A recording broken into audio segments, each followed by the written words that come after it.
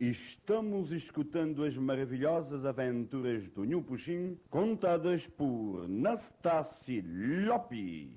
Antoninho, democraticamente, era um rapacinho, nosso amigo. Tudo nós rapacinhos era amigo de Antoninho, democraticamente. Poeta para piaçar-lhe. Tudo isso que conta com nós, eta reuniva nós, tudo rapacinho, eta falando. Bem, e não saber, mas não tem que fazer nosso time de futebol, mas não tem que fazer democraticamente e para não ter um consenso de unidade de nosso time e mesmo naqueles jogos sim, não tem que fazer umas reuniões democraticamente para não, enfim, para não consertar todos os nossos problemas democraticamente e, enfim, uma conversa era sempre aquele sim, manfranho, que de agora mico Antoninho democraticamente não se está passeava assim. La Ponta Brasil, de Charles Santo Antônio.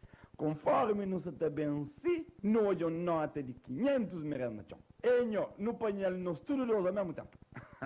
E pega aquele 500 mil na moeda finança. Bem, Nastácio, de boa dia, mas escusa, não tem que resolver assim, uns problemas, não tem que fazer tudo democraticamente. Vai lá que a história de democraticamente, ele quer democraticamente. E 250 escuros cada um de nós.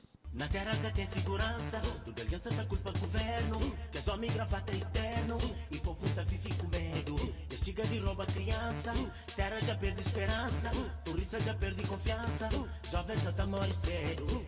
Lavantanha povo, não abre nos olhos, não lembra no escuro, pode ser um capra.